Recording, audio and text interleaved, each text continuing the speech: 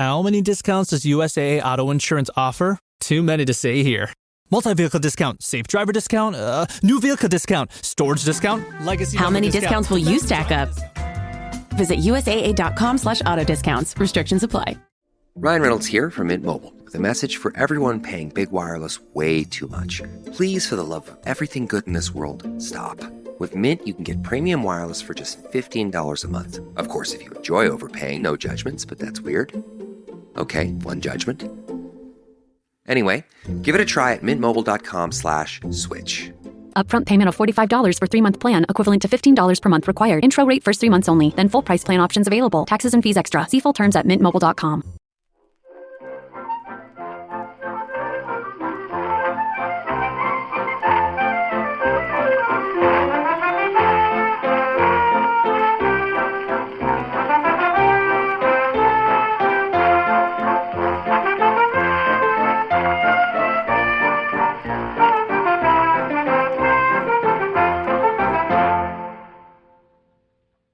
Hello and welcome to our second Backlisted special. I'm John Mitchinson, the publisher of Unbound, the platform where readers crowdfund books they really want to read.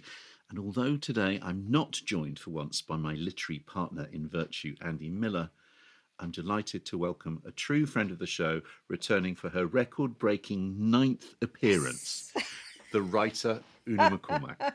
Hello, Una. Hi, John. Very good to be here. Well, very, very good to have you. And we have, as they say, a fully packed show.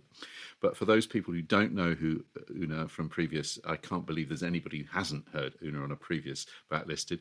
But Una is the author of nearly 24 science fiction novels based on TV shows such as Star Trek, Doctor Who, Firefly, and Blake's 7. Her most recent books include the autobiography of Mr. Spock and Star Trek Picard Second Self.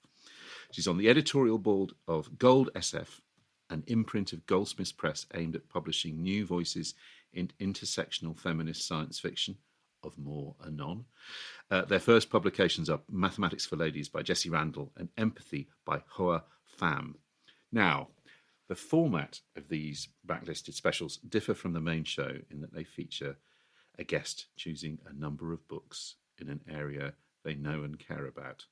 So today, amazingly enough, Una has selected 5 of the science fiction novels which helped make her the writer that she is today. So that's what we're going to do. We're going to talk about 5 different books. 5, I have to say, some of them I'd heard of, some of them I hadn't. Some of them read, some of them I hadn't. But they all, taken as a whole, it's an extraordinary list. Good. Well, I'm glad about that. I toyed with doing recipe books, but I can't cook. So I could have done a Guin, actually, if we'd done recipe books. She's got recipes in one of Finn Always Coming Home. But no, I thought, let's stick with science fiction. Although, is there possibly the publisher, you see my little publisher kind of antennae beginning to sort of twitch there. Is there a science fiction cookbook at some point in the future? Who knows? Yeah, well, all these little pellets of food or something. Yeah.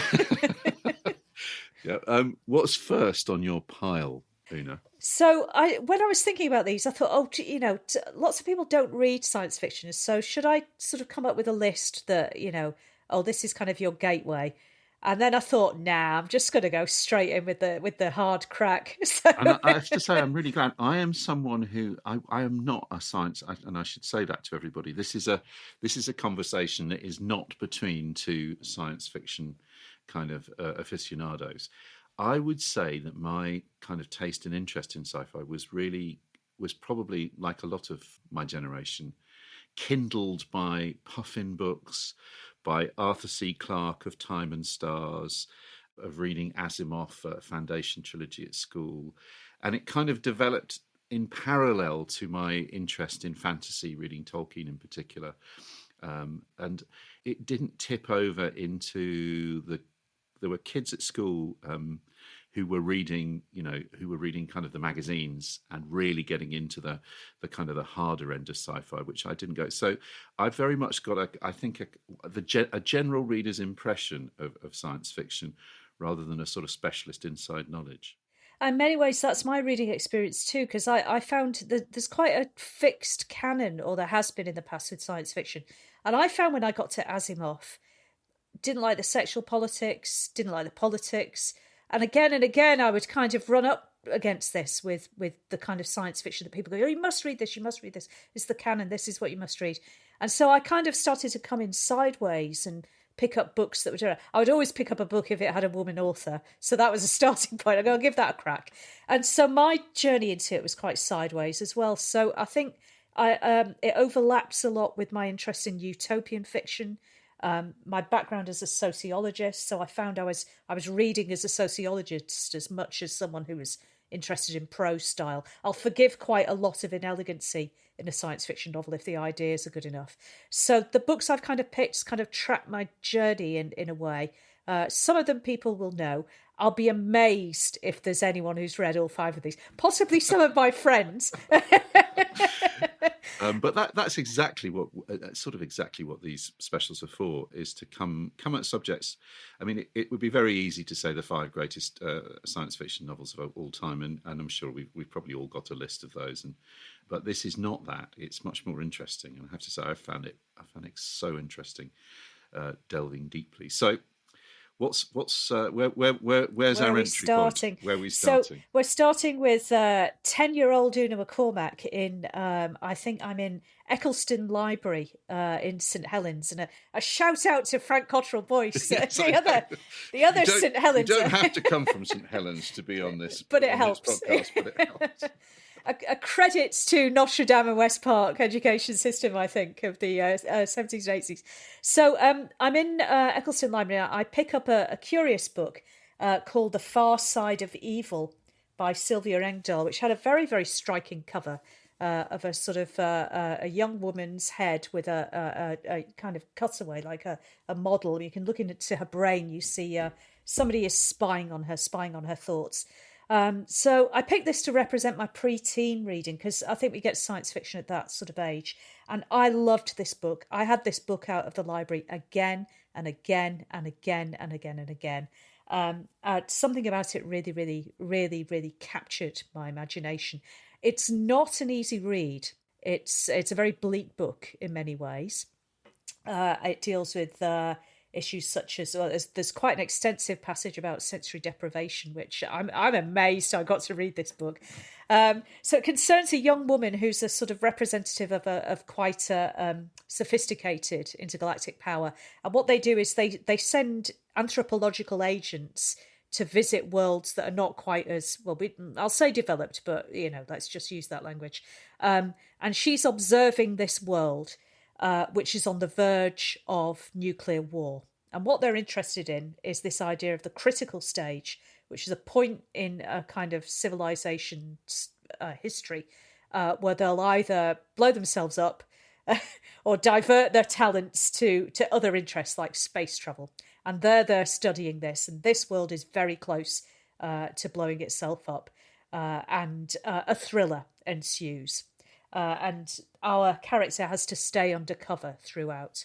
And I mean, the interesting thing about Engdahl, who I had encountered as probably in the early 70s through the Puffin list, and there's a book called Heritage of the Star that Puffin published.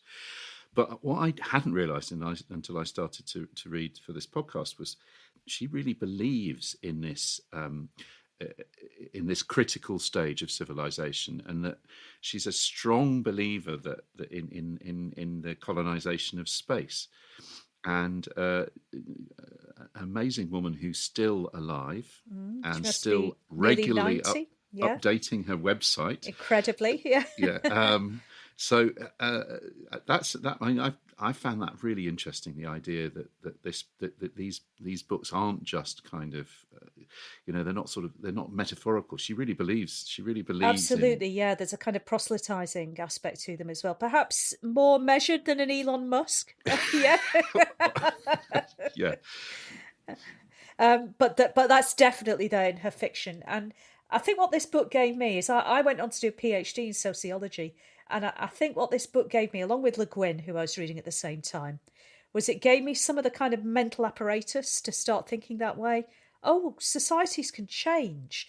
Well, she suggests they have kind of levels of development. Well, you wouldn't believe that now if you were a sociologist. You kind of drop that idea quite quickly. But it gives you the kind of brain work to be able to think in that way. And that, for me, is what science fiction is all right. If I'm reading good science fiction, I can feel the synapses rewiring. It's doing something to my mind. It's making me think differently. And that's what really good science fiction should do. If it gets to you at 10, you're set. and it's an interesting. There are two things that also on the Engdahl. One is the difficulty of. She writes about when she first started writing in the late 60s and early 70s, having novels published. There wasn't a category called young adult. Knowing what's right. I noticed the Puffin, who were usually pretty loose on these things, just said for Heritage of the Star, which was written after Far Side of Evil, that just said an exciting, demanding, and thought-provoking tale of the future for older readers. Older readers. Well, I went online in the sort of mid-90s, and I found her website because, like you said, she sort of, she really was an early adopter of the web. And I emailed her and said, oh God, this is really exciting. I think it's the first time I contacted a writer like that. And I said, I adored this book. It meant so much to me. I read it when I was 10 years old. And I got this email back saying, you read this book at 10? Oh my God. There's no way that should have been in your hands by any stretch of the imagination. You should have been about 13 or for the older readers. Yeah, exactly this kind of category of a young adult. I think what they were called in science fiction, they were called juveniles, weren't they? If you kind of got to Heinlein, you were reading a juvenile. Yeah. Obviously, it's, as you say, it's got a cracking plot. And it is, as you say, it is sort of quite bleak.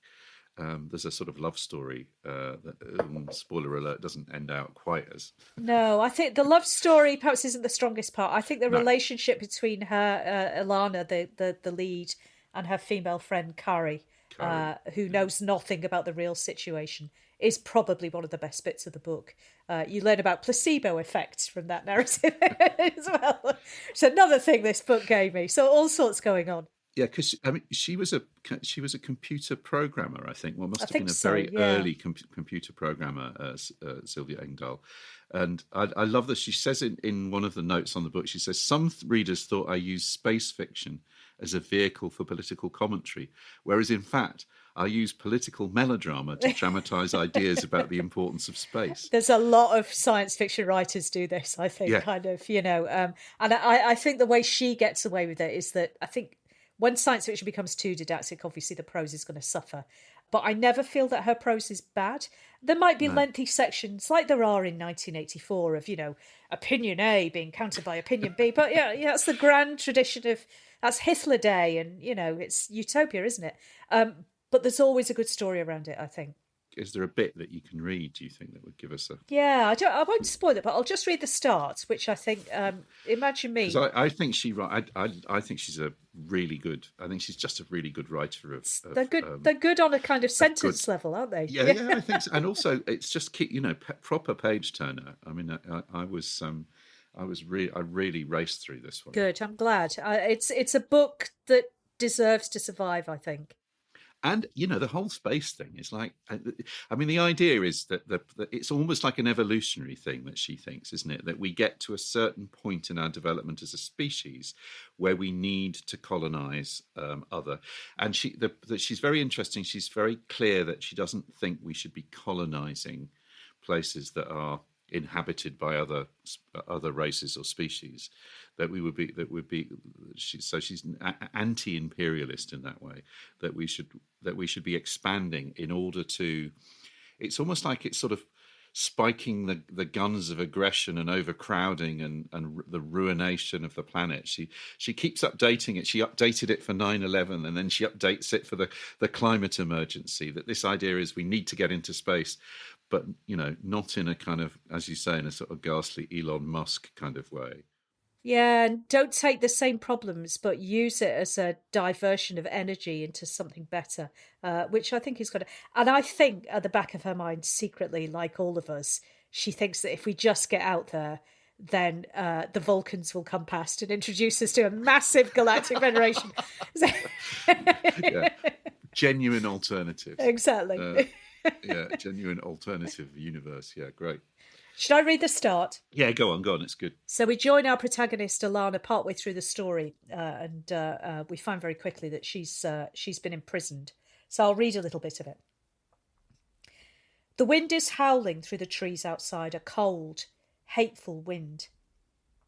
By standing on the bunk, I can just barely reach the window. It's quite dark now, and the stars are brilliant, though they seem terribly far away. They, at least, are familiar and comforting, a reminder of home. There's no use pretending I'm not scared. I'm in prison, and I do not think that I shall get out. Oh, I'm not guilty of the charges against me. I'm not at all what my interrogators think I am. They know nothing of my real identity beyond my first name, Ilana, and the fact that I seem to be a surprisingly young girl to be involved in a sabotage plot. They'd be even more surprised if they knew the truth. That's great. And again, I one of the other things I like about, although she does have kind of telepathic capabilities, that there isn't that kind of there isn't that sort of Deus ex machina thing that I dislike in a lot of fantasy of, I can do real proper magic, and I can do and in that sense she reminds me of your next choice. Well, what can we say about the great Ursula Le Guin? He was, I think, when you asked me to do this, I said, shall we just do 5 Le Guin books, or shall I? Yeah, because we very, very easily could have done that. And I really hummed and hawed about which one to do. But at the end of the day, it could only be The Dispossessed, which I'm holding up in my beautiful, beautiful edition, which is a very cheap paperback, completely in black, a beautiful red anarchy symbol. And that's what The Dispossessed is. It's Le Guin's working through in novel form of the political philosophy of anarchism. It's Le Guin's. I think she does 2 novels back to back, Left Hand of Darkness and The Dispossessed, and I think they're just exceptionally good. People tend to like one more than the other, they love both, but there's one that particularly speaks to them. And it's The Dispossessed that spoke to me. I love it. Never tire of this book. One of the things that's interesting about science fiction is it goes right back, doesn't it, to the beginnings of the novel form. If you think of Francis Bacon's Utopia or Jonathan Swift's, that's utopian. Jonathan Swift's Gulliver's Travels, it isn't a utopian, but it has that kind of other worlds, other peoples, that kind of attempt to try and understand social organization, political philosophy through placing it in places that aren't real, that aren't part of our kind of known reality. And I agree. I think The Dispossessed. I always thought I preferred The Left Hand of Darkness, but having reread The Dispossessed for this, it's beautiful, isn't it? It's so elegant. I mean, and this is properly beautifully written. I mean, it's a great novel. It's just a great novel. It's not a great science fiction novel. It's one, I think, one of the great modern novels. But I mean, we should say a little bit about what it is, because one of the great things about this is there are some of those sort of trip to the moon type utopian novels, or even news from nowhere by William Morris, are annoying because the utopia is too utopia. Yeah. And actually, this is what's genius about The Dispossessed, is Anaris, the planet that is the anarcho-syndicalist planet, is far from perfect. It's gone rotten, hasn't it? Something is rotten in the state there. Yeah, and I think the subtitle that's on some editions is An Ambiguous Utopia. So, and I think this is what part of what she's doing in this book is saying again and again, utopia isn't a blueprint. Okay, utopia is practice. Utopia is method. Utopia is a way of being in the world. It's something that we carry with us. And when the lead, Shevek, leaves his failing utopia or his troubled utopia, Anaris, and goes to Urus, he still carries with him the principles that he was brought up with. He carries the utopianism with him. So that's the point of the book, I think, is that utopia is not something we can just achieve and then, leave to get on with things. Utopia is a kind of constancy, a way of being in the world and a way of keeping these principles going in everyday interactions.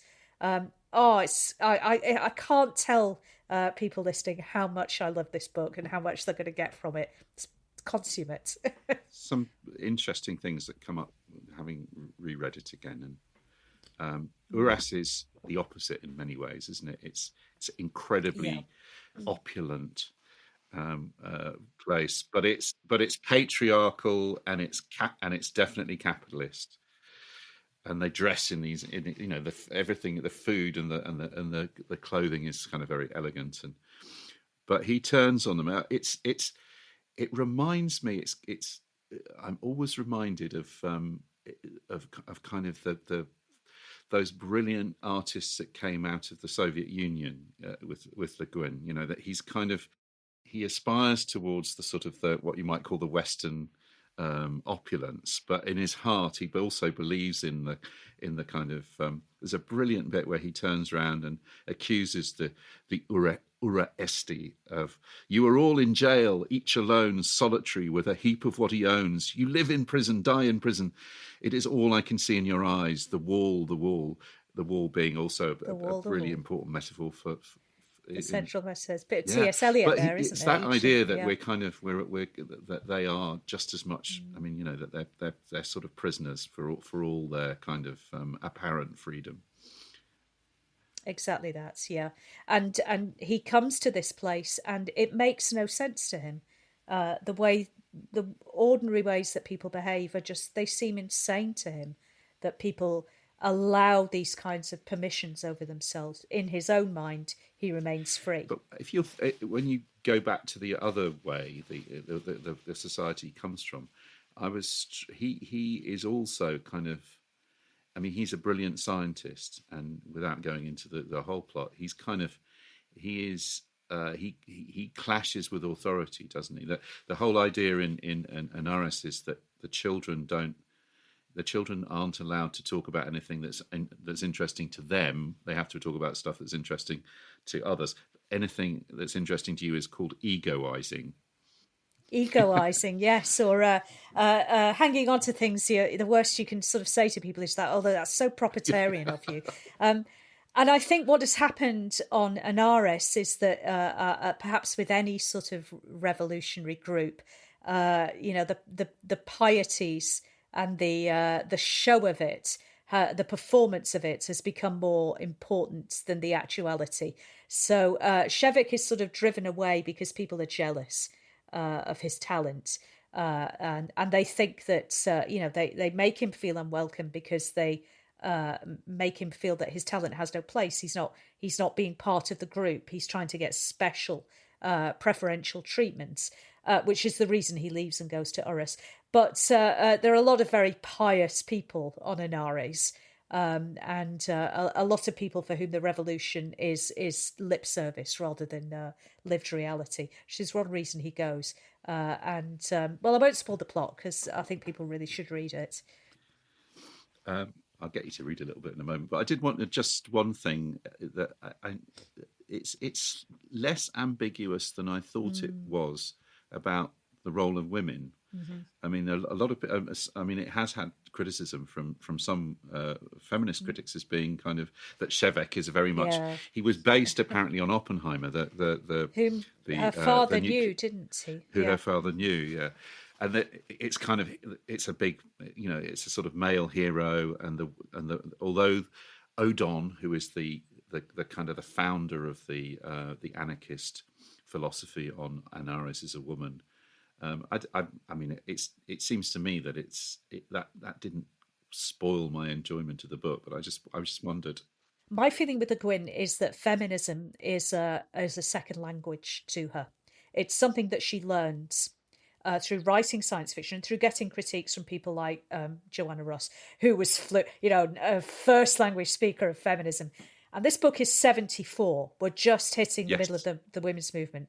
And by the time you get to a book like Tahanu, which completely subverts Earthsea, Le Guin is fluent in feminism. And you see this transition in her work. And she takes Earthsea and she goes, "It's not good enough. I've made mistakes here. I'm going to work with this. I'm going to change this." And Tahanu, I think, is one of her best books, which is the fourth book of Earthsea. I know some people don't like it. They are wrong. That's what we like. That's the kind of opinion we like on Backlisted, as you know. Brilliant. And it was 74. It was published Harper and Row in the States, Gallant's obviously in the UK. Do you want to just read a little, just to give us, because I do think that one of the great joys of this book is the prose. I mean, it really is beautiful. Absolutely. And I think we sort of referred to her father before, who was a very eminent anthropologist, Theodore Kroeber. And I like to think that this sort of comes from Le Guin watching her father. And her husband, of course, is a retired academic. So this is when Shevek gets to Urus, and he's at the university, and he starts teaching. They were superbly trained, these students. Their minds were fine, keen, ready, and when they weren't working, they rested. They were not blunted and distracted by a dozen obligations. They never fell asleep in class. Their society maintained them in complete freedom from want, distraction and cares. What they were free to do, however, was another question.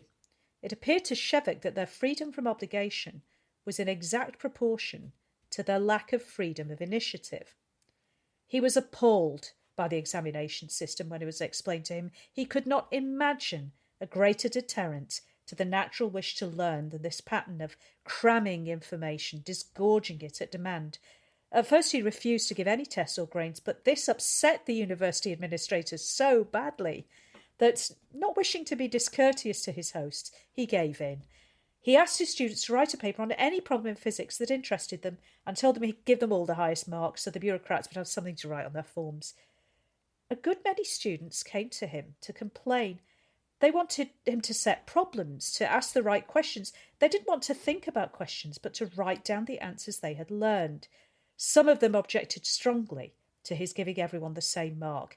How could the diligent students be distinguished from the dull ones? What was the good in working hard? If no competitive distinctions were to be made, one might as well do nothing. Well, of course, Shevek said, troubled. If you do not want to do the work, you shouldn't do it. Oh, it's so good. She's great. That reminds me of that. I don't know whoever is the education is the process by which the notes of the professor are reproduced in the notebooks of the students without passing through the minds of either. So exactly. And yeah, I mean, I think Shevek is a fantastic, rich and complex character as well. Really interesting. I did a fantastic panel on this book with Francis Spufford was part of it, and a wonderful physicist from Cambridge called Gina Halabi, and we had her there to talk about that the physics was any good. She said, "You know what? Let's pass a veil over the physics because the novel is good."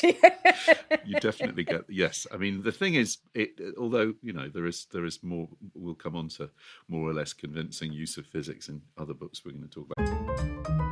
Whatever the occasion, effortless elegance is right this way. Because Hilton brings you new ways to stay, courtesy of the Nomad London. And it doesn't stop at award-winning dining in a space draped in velvet and illuminated by vintage chandeliers. No, this day goes beyond with unparalleled personalized service and attentive hospitality. Oh, and did we mention the Nomad London can be booked using your Hilton Honors points at Hilton.com? Hilton, for the stay. Is anyone out there? Another salesperson enduring the endless search. Exhausting. If you want to get right to the right conversations, you need LinkedIn Sales Navigator. Whether you're looking for new leads or strengthening existing relationships at your top accounts, get right to the right conversations with LinkedIn Sales Navigator. Try LinkedIn Sales Navigator now with a free 60-day trial at linkedin.com/trial. That's linkedin.com/trial. Terms and conditions apply! The new McCrispy Strip is here. Dip approved by ketchup, tangy barbecue, honey mustard, Sprite, McFlurry, Big Mac sauce, double dipped in buffalo and ranch, more ranch, and creamy chili McCrispy Strip Dip. Now at McDonald's. Ba-da-ba-ba-ba. The third choice is what, Una? So I decided to pick something by Octavia Butler. And I thought I won't go with the novels for which she's best known. I'm going to go with the shorts, Kindred and Parable of the Sower, Parable of the Talents. I'm going to go for her short stories. So she hardly wrote any short stories, half a dozen, I think. And they're all collected in a wonderful publication called Bloodchild and other stories. And the thing about Butler, who probably one of the best post-war American science fiction, sort of post-60s American science fiction writers. And a multi-award winning, like Le Guin, won Nebulas, won Hugos. Exactly, that. Won everything going. Genius grants, Genius Awards, yeah. And was, for a long time, probably the only, certainly the most prominent woman of colour writing science fiction. Exactly, yeah. I think there was her and Delaney, and then, but for a long time. So absolutely trailblazing, I think. And her early death, I think, was it was a shattering blow. I think we all feel there would have been another Parables novel. There would have been a sequel to another novel. In these short stories, you can see the germs of novels that were emerging. And she never thought of herself as a short story writer. And yet, I think there's maybe 6 short stories in this, and 3 of them pick up awards. I mean, I was going to say, because in a way, again, one of the things, the engines of science fiction publishing and has been the short story, the great magazine culture of the 50s and 60s.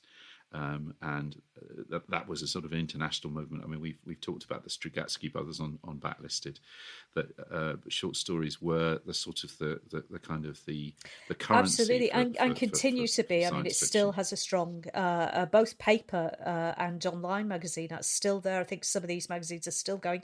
Asimov's is still going. Fantasy and SF is still going. You've got online places like Strange Horizons now, but I think people feel it's your apprenticeship in science fiction, that you chip away at a handful of shorts. The award, people still get awards. They're still very prestigious. It's almost unique in a way. I can't think of another genre in which that happens. Some of them, I think, they're barely even, I would say, science fiction. There's one of them that is, I think it's called Crossover.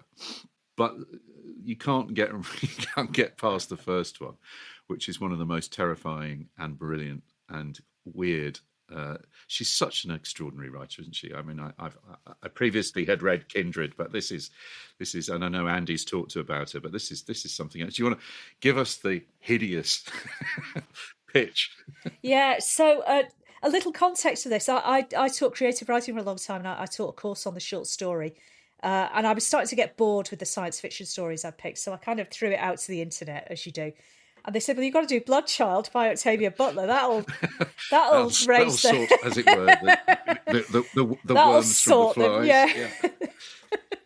The humans from the slick. So I went and had a read of it, and I thought, "Oh my God, they're gonna. Can I?" And then I thought, "Certainly can." Yeah. So I gave them this short story. I think it's worth saying that it's visceral, it's shocking, it's inspired by an unpleasant encounter that the author had with a botfly, which lays its eggs under the skin, and you're in order to get rid of it without inducing infection, you're supposed to allow the maggot to hatch. Exactly that. And from this quite unpleasant material, she generates a horrifying and unflinching and relentless short story about what it means to be living in a sort of symbiotic relationship with another species. So I don't really want to give this story away in many ways. I think people should sit and read it. I could read the start. I mean, things that I would say about it are that it's weirdly erotic. Which it really shouldn't be. I mean, this is like Gregor Samsa actually ending up in a relationship with a human in his insect-like form. As you say, the Tlick are kind of farming humans to carry their eggs, and that sounds obviously awful and grotesque, and it is. But they groom them emotionally as well as physically, so there's a closeness and a tenderness. Yes, there is, and it's not like they're animals. It's more like it's more like they're part of the household. Yeah, she was very resistant to people saying that this was an allegory for slavery, and I think she's right. It's a much more nuanced story than that. She called it a love story, which I think is a really, but people should read it and read the whole collection. Speech Sounds is about a pandemic. Yes. Where people lose the ability to speak, and the very long, the evening and the morning and the night, which is another one about a disease which is called DGD, which calls a dissociative state characterized by violent psychosis and self-harm. I mean, there's no pity in these stories. Yeah. I saw a remark online. The writer Shweta Narayan, she says that the novels are unflinching, but Butler's short stories are all bone, and that's exactly right. Everything is pared down. Her prose style is already really pared down, but in the short stories, nothing's wasted. So, yeah. Shall we have the start? What do you think? Go for it. I mean, I would say they're tough, but there is weirdly hope. Oh God, yeah. They're all about taking humans in the worst situations. How can we live in this? And not just endure, but find a means to thrive, I think, to find love and hope. Let's give them the start and then see if they go and read it. My last night of childhood began with a visit home. Tagatoy's sister had given us 2 sterile eggs. Tagatoy gave one to my mother, brother and sisters. She insisted that I eat the other one alone. It didn't matter. There was still enough to leave everyone feeling good. Almost everyone. My mother wouldn't take any. She sat, watching everyone drifting and dreaming without her. Most of the time, she watched me. I lay against Tagatoy's long velvet underside, sipping from my egg now and then, wondering why my mother denied herself such a harmless pleasure. Less of her hair would be grey if she indulged now and then. The eggs prolong life, prolonged vigour. My father, who'd never refused one in his life, had lived more than twice as long as he should have.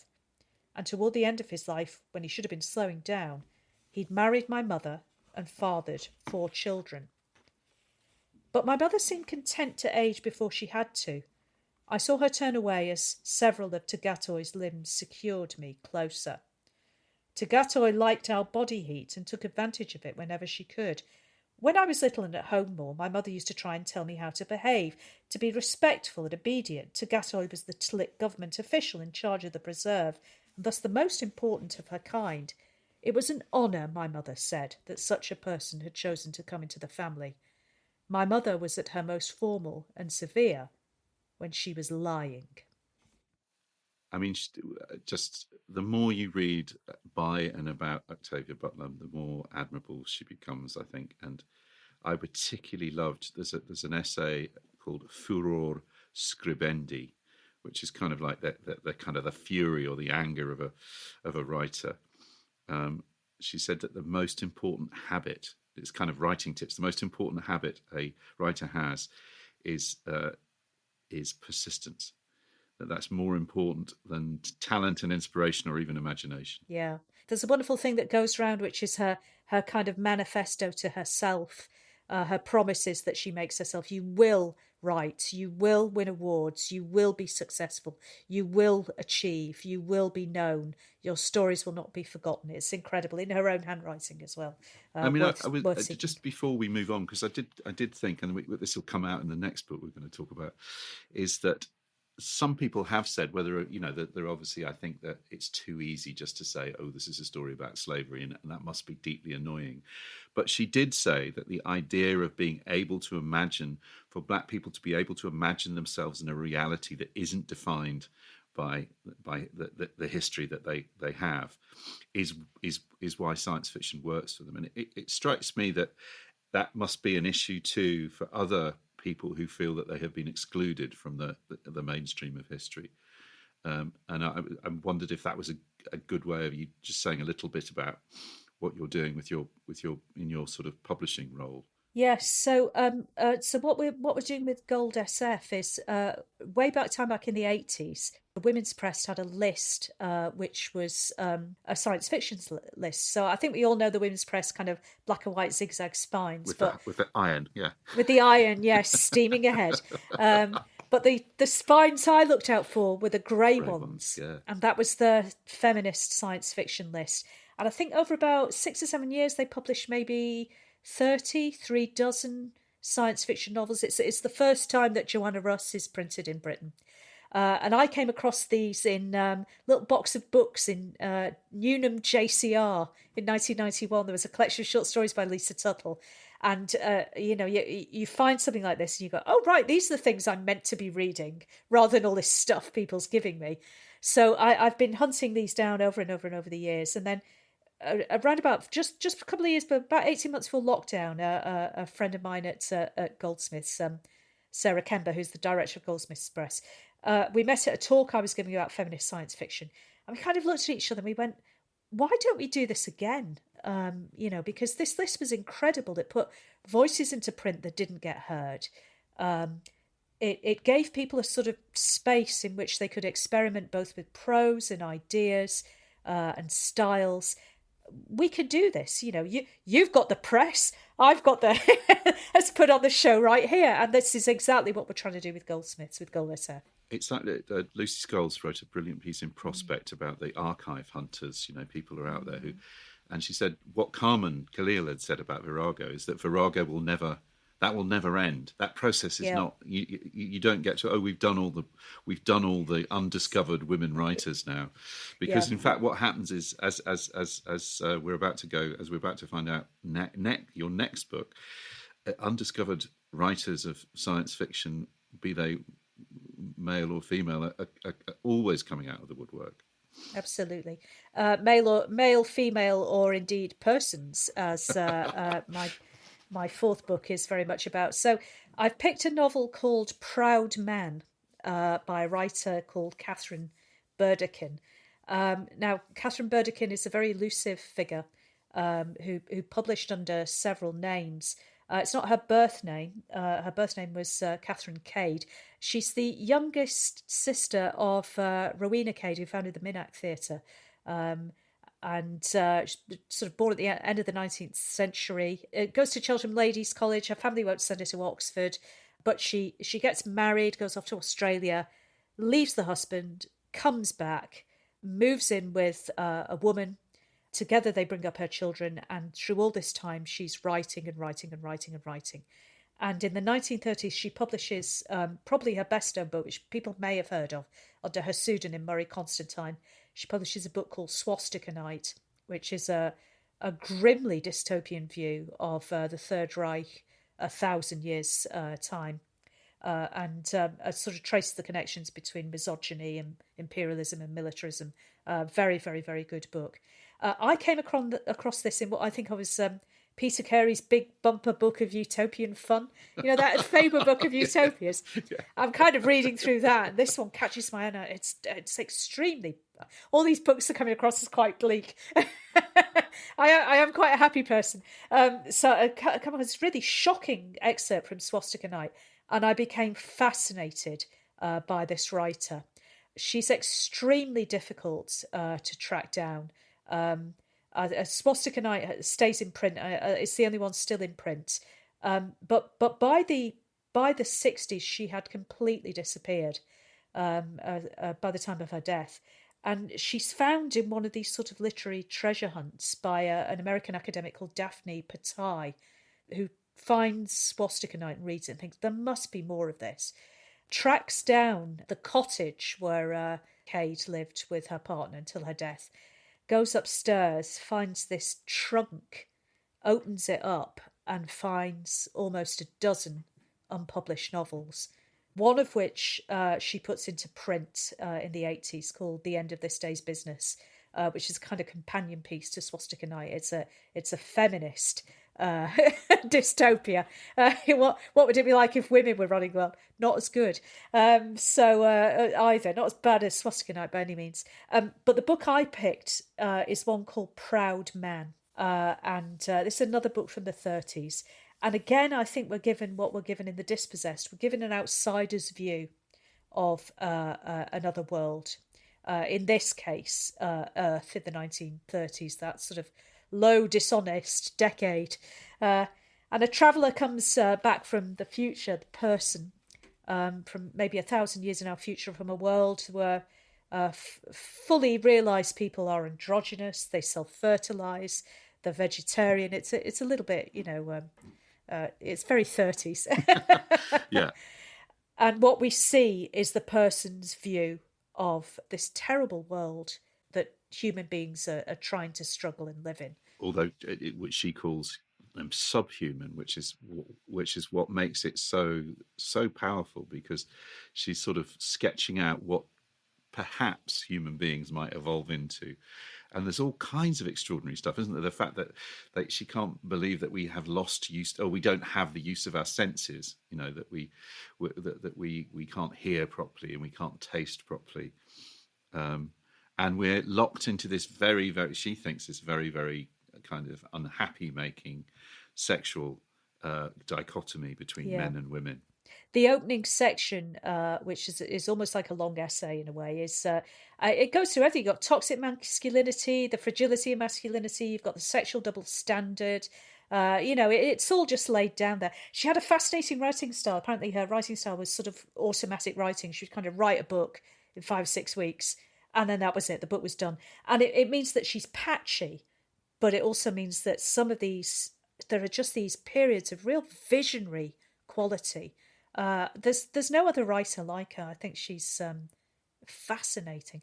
I'd love to get my hands on those other books. They're in I saw them. I saw the archive up for sale in round about 2001, 2003, but I didn't have a spare 20k at the time. But I'll get to those books one day and write about her. I know that some of them have been reissued by the feminist press. Proud Man is ostensibly available by feminist press in the US. I haven't. And Golanks, who do a very good ebook range of out of print science fiction, have got. I think they've got Proud Man, Swastika Night, and The End of This Day's Business. Under the name Murray Constantine. Under Murray Constantine, yeah. It's SF Gateway is the ebook imprint. So those 3 30s utopias, dystopias, you can kind of get your hands on. I mean, she I think should be read next to Huxley and Orwell, really, because this is a much more, it's a much subtler and more interesting. I'm sure you'll read us a bit, but Constantine also I discovered she did that name. The identity wasn't until the 80s that. That's exactly, yeah. When Daphne Patai does this sort of literary, detective work and connects Constantine to the Cade name. And when Proud Man was reviewed in 1934, a lot of people thought it was Olaf Stapleton, the sci-fi writer. Yeah, exactly that. And definitely a bloke. Definitely a bloke, yeah. It's Tiptree all over again, isn't it? Yeah. Something ineluctally masculine about this prose. Except it's by a woman. Yeah. Yes. Why don't you read a little? I mean, I have to say, I was completely not sideways by this. Had you read it before? Never heard of it, never read it before, and I'm interested in dystopian fantasy from that period, sort of 30s, 40s, 50s, and I'd never heard of Katharine Burdekin. So it's that thing, isn't it, that we think that the trans debate, such as it is today, that this wasn't being had before. I mean, this is absolutely explicitly what this is about. Absolutely. Which is that, the polarity between the sexes is not as straightforward as it may appear. Exactly that. And I think these histories get lost very quickly. And this is the value of going back to texts like these. You find these voices. If you can't find these voices around you, you have to go to the past and find them. And you can find a kind of continuity of being in them.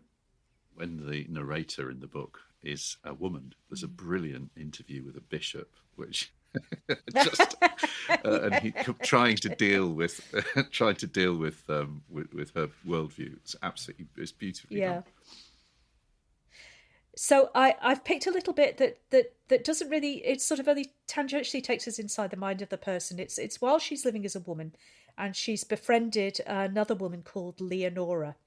And one of the qualities that the person has is that they're able to sort of, there's, as with many science fiction books, there's a kind of psychic abilities as well. And the person's able to sort of feel and hear what Leonora is thinking. So this is a glimpse into Leonora's mind and what the person notices about her.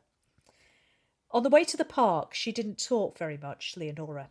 Her thoughts were very jerky, for everything she saw and heard had a front place in them. Had she expressed them in words, they would have been something like this. This is a very peculiar woman, lovely and somehow good, and yet not good at all. I am at ease with her. I shouldn't be with an ordinary good person. That man either drinks, has a weak heart, or indigestion. His head is a fine shape. This bus is travelling very badly. Ethel's supposed to stop cars knocking. Could the LGOC afford Ethel? There's an awful green hat. Some women are colourblind. We know a certain amount of what Charlemagne did. We don't know at all about how he thought. How can one make him in a novel think enough like we think, and yet enough differently? Horns of Roland faintly blowing. Alethea Gifford Verona. Why Gifford? It isn't her real name. No, none of it. When people give their real names, they have a heightened consciousness of identity. She has none. What lovely skin she has. She makes that woman over there look like a Dutch doll. Yes, you, a silly Dutch doll. You look with jealous enmity at my lovely Alethea. I don't wonder. Why should she wear a hat if she doesn't want to? You could go up without a hat. Your hair's foul, stringy and greasy. That man's in trouble. His wife, his business, or his children. It goes on a little bit like this. She's unique. I could tell her anything and know she would never be shocked and never be admiring. She's absolutely cold and pure and still. That Charlemagne novel won't do. It's silly and fussy and stupid. So we're inside Leonora's head there, and the person is sort of picking up the impressions of her mind. It is such an odd, strange, and compelling book. It really is. It's properly original. I haven't read anything like it. It is, yeah, and it's this thing I'm saying with science fiction, that sometimes you forgive inelegancies because the ideas that you're getting, and almost that the inelegancies are part of it because people are stretching their thinking, they're stretching their imagination, and language is harder to manipulate when you're doing that. Yeah, and it gives you an insight into all kinds of more interesting debates taking place in the 1930s than perhaps the ones that have become the ones that have been signed off by the culture, as it were. Exactly, much more about gender and sexuality and gender expression. Yeah, a really interesting book and writer. Right, we're coming up to the final choice, which is has to be one that is close to your heart. Bring on Vonda. Bring on the great Vonda McIntyre. Yeah. So we've done a Doctor Who book on Backlisted. My God, now we're going to do a Star Trek book. So I've picked a wonderful novel, which is the novelisation of the movie Star Trek IV, The Voyage Home. Now, I'm sure that listeners to this podcast immediately are able to tell me which Star Trek film that one is. It is, of course, the one with the whales, yeah? It's the one where Kirk and Spock go back in time and kidnap a pair of humpback whales and bring them back to the future to save the Earth from destruction. That one, the one with the whales. Everyone knows the one with the whales. And it's a great film. It's loads of fun. It's an absolute joy. Genuinely funny as well. I mean, I did rewatch the movie for this podcast, and then cross-checked it to see whether favourite scenes were in the book, and most of them were, including perhaps my favourite line in any of the Star Trek films, which is when the cytologist asks Kirk. He said, "So what are you from? So what? You're telling me you're from outer space?" Kirk blew out his breath. "No," he said, I'm from Iowa. I just work in space." John, a line that I get to say surprisingly often. No, I'm from St Helens. I just work in outer space. Working out. I love it. So I've picked this book because, this is where my career went. Yeah. Yes. Somehow all that youthful promise turned into writing Star Trek novels. But I love this book. And partly the reason I love it, it's fun, it's entertaining, it's got all the joy of the film. But then because it's a novel, McIntyre has all these extra spaces in which to put her own sort of spin on the Star Trek universe. And what I love most about this book, it ends up decentering human beings completely. It ends up as a kind of peace treaty between two humpback whales and an ancient space intelligence. Yeah. And it's got nothing to do with the humans. Spock is kind of brokering the treaties like the middleman. But the humans are kind of peripheral to the end of this book. And in all ways, I think McIntyre is putting her vision of the future down on the page. And if I could sing the praises of Vonda McIntyre, we'll come to that in a minute, but I'll sing her praises very, very highly. Well, I was going to ask you because she's pretty remarkable. She was the second woman to win a Nebula and the third to win the Hugo Award. She won a second Nebula. I love this. Her first one was in 1978 for Dream Snake.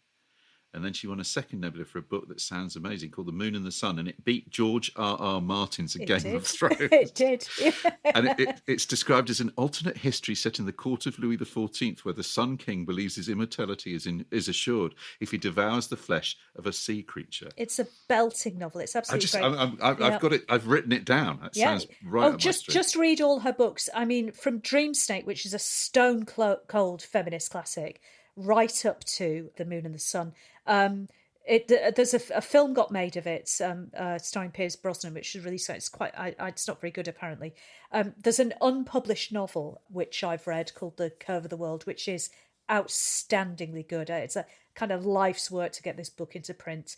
It's about an ancient Minoan civilization, and you can kind of read it alongside The Dawn of Everything, Graeber and Wengrue. It's kind of novelising the ideas of that book. It's incredible.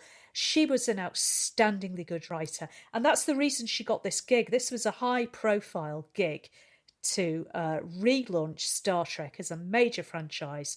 Roddenberry does the first novel of the first movie, and they look around, they go, who's the best science fiction writer in America at the moment? Vonda McIntyre. And they get her to do these 3 books of the next Star Trek 2, 3, and 4. And they're in that great Simon Schuster pocketbook series that people know and love and have written for. just teeing you up there, but I just wanted to ask you about the process of because I suppose that's for me is interesting is that you've got the bare bones of the story there. But what you're saying is that what McIntyre does, and I mean, is that something that excites you as well as a writer, that you've got a franchise, so people know who the kind of characters are, but how you are able to as it were, insert your own kind of creative and imaginative of vision. Absolutely, and I think it was reading books like this that gave me the kind of courage to do that. That I could kind of go, I don't just want these to be Star Trek novels. I want them to be my perspective on what matters about utopian fiction. Or these franchises have a long life for a reason. People love them. They want to be with these characters. They want to be in these situations. If I can sneak in a bit of anarchism or feminism or whatever I believe in and get that on the shelves of a Walmart in Oklahoma City, I think I've done my job. But and that in a way it kind of links all these books, doesn't it? That I found a great quote that Theodore Sturgeon about science fiction said it's one of its prime function is to create other kinds of social systems to see how they would work or if they would work. That kind of that's in a way what you're saying is, although it may not seem that there's a political theme to Star Trek, but of course it's always there because we're always projecting out from our own from our own reality into what would an alternative reality look like. Would it work? Exactly that, yeah. If Margaret Thatcher's saying there is no alternative, science fiction is saying, look, I've got half a dozen just here. And if you don't like these, I've got others. Yeah, exactly. We can just come up with something better because it's got to be better than this. Do you want to read us a bit of Vonda's Deathless? I will. Vonda's phenomenal. We should also mention, we shouldn't forget, Handheld reprinted her first novel, The Exile Waiting, which is a companion. That's Handheld Press, Kate McDonald's brilliant Handheld Press, who again friends of the show, but that's, very much so, and that's a companion piece to Dream Snake, which is her great novel. So I did want to mention that, but I'll just read you the very, very start of Star Trek: The Voyage Home. So it's very pretty, and we are with the ancient space intelligence, just orientating people. The Traveller sang. Amid its complexities and its delicate, immensely long memories, it sang. In the complete cold of deep space, the song began at one extremity, spun in circles of superconducting power and speed, and evolved. It culminated in the traveller's heart, after a time counted not in micromeasures, but on the galactic scale of the formation of planets. The traveller sent each finished song into the vacuum. In return, it received new songs from other beings. Thus it wove a network of communication across the galaxy. Oblivious to the distances, it connected many species of sentient creatures, one with the other. From time to time, it discovered a newly evolved intelligence to add to its delicate fabric. On those rare occasions, it rejoiced. On much rarer occasions, it grieved. Brilliant. Lovely. She's so good. She's so good. And that obviously great tips there as well with for other Wanda McIntyre books, which are Dream Snake and The Exile Waiting, which is the one that's published by first novel that's published by Handheld, and The Moon and the Sun, which is the alternate history set in the court of Louis XIV. Great. I mean, Una, new worlds and new civilizations. We boldly went. Yeah. We boldly went. Unfortunately, that is all we have time for. Yeah. So I just wanted to say thank you. What an amazing collection of books. My pleasure. Well, it's and great. We will obviously be putting links to all of them up on the website, as we normally do, and in our bookshop, our Backlisted bookshop. So thank you to Una. Thank you also to Tess, who is Tess Davidson, who is standing in for Nikki today. She works with us as producer and researcher and many other things besides. So thank you, Tess. We, as you know, are technically on sabbatical, and we'll be back with normal service will be resumed in April. But in the meantime, there is nothing to stop you downloading all previous 176 or something episodes, links, clips, suggestions for further reading on our website, backlisted.fm. And we're always pleased if you contact us on Twitter and Facebook, and indeed now on Instagram. You can also support us directly by supporting our Patreon at www.patreon.com/backlisted. For a modest sum, patrons get to hear Backlisted episodes early and entirely advertising free. And those who've subscribed to the Lock Listener level get 2 whole extra podcasts each month. We call it Locklisted, and it features the 3 of us talking over books, films and music we've enjoyed in the previous fortnight. That, though, is the end of our Backlisted science fiction special. Is there anything, Una, that you want to add? Anything else you want to throw in as a sort of a farewell observation? Oh, I mean, I could talk about this stuff all night, so I better stop now. Well, thank you. It's been fun. And look out for, we will be reissuing some of, at least 1, possibly 2 more of older episodes before we return in April. And there will be 1 more, I think, at least 1 more special before that too. But thank you all for listening. See you all in a fortnight.